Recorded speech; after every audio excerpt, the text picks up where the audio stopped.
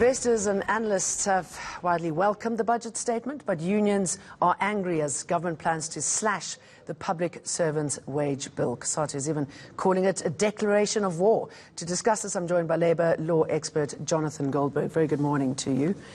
Declaration of war, tough talk. Where does it leave them? Good morning to you and your viewers. I think it's a starting point. I think we all got to be positive about the budget, that there's a 160 billion rand saving to the bill over a 3-year period. And if you look at it, the detail, there's 37 billion in the first year.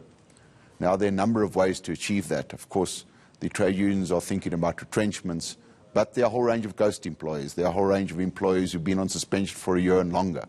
There are a whole range of employees throughout the parastatals and government institutions who've committed serious fraud and misconduct that need to be dealt with. So there are many ways to achieve that over a period of time. So I think it's a negotiation that's going to happen. Because he didn't really tackle numbers, did he? He just put a figure there. I did some numbers last night in preparation for today. If you assume that there plus or minus 5,000 people have been involved in state capture, fraud and corruption, not following procedure, and you dismiss those employees through a process, then you would save 5 billion rand just on that. Now, Eskom's got 46,000 employees. Just think about cleaning up the state-owned enterprise in regard to fraud, corruption and state capture, and that's what we need. For me, the simple answer is let's get an expedited disciplinary process in those particular organisations and clean up the rot. And expedited disciplinary processes have been sanctioned by the Labour Court. You don't have to go through this full truncated inquiry, and I think the unions would support that process. Okay, so your message to the unions is, hang on, just wait. Let's see how this plays out. I think the unions and government, the employer, have to get involved in serious negotiations in this marker. I think it's an austerity budget. We are at the edge of the cliff. There's no really more movement. We're already paying 15 cents in every rand to debt. You know, the debt figure is 3.5 trillion. There's still a deficit on this budget. I think everyone realises that, and that's why Cosatu has come up with different proposals in respect of debt rescue for Eskom. That's a radical proposal, an innovative proposal from their side to create the debate to say the debt at Eskom of 460 billion is not going to go away. We, as participants in the South African economy, have to find a way to sort it out. Now, I see there's been a lot of talk about pension fund money. It's a defined contribution scheme. In any case, government backs it up. So whether that works or something else works, we as South African citizens have to understand that there are not many options left.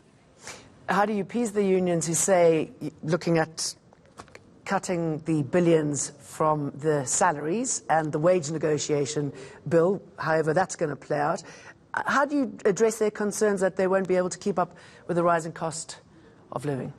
Well, I think if you make the necessary cuts to, I mean, there are a huge amount of ghost employees. If you make the necessary cuts in respect of people who have committed serious misconduct, people who are on suspension for years and years and years without processing their particular cases, if you take out a whole range of waste, I think there are opportunities to even give some type of cost of living increase. I should imagine that would be relatively easy. I think it's a simple issue. I think we need to get down and actually take out the people who have been involved in serious misconduct. Remember, state capture is not the only time that there's been serious misconduct. It's been ongoing in parastatals, in organisations for some years. And I should imagine they should be appeased that there hasn't been a tax hike. Very pleased that there hasn't been a tax hike. And I think, again, a VAT hike for South Africans is a very important message being sent out. We're just not going to continue to increase the tax bill. We've got to find innovative ways to solve the problems we have. If the unions do take a legal route, where does this leave the government? Well, I think if it's going to happen, it'll be protest action, which is provided for in the Labour Relations Act.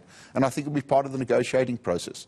Trade unions know exactly where we are. They're feeding the brunt of the particular retrenchments, and retrenchments are very high at the moment. So I think they are positioning, parties are positioning the day after the budget. But there's been some discussions already, and there'll be ongoing discussions. I truly believe they're big numbers. It's nearly 40 billion in year 1, 54 billion in year 2, and 67 billion in year 3.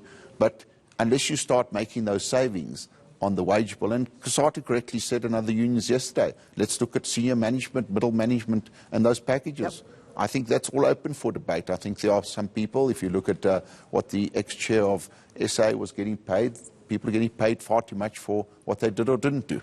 Well, thank you for putting a rather positive and exciting spin on that, Jonathan Goldberg there. Let's check in now with the Weather Centre.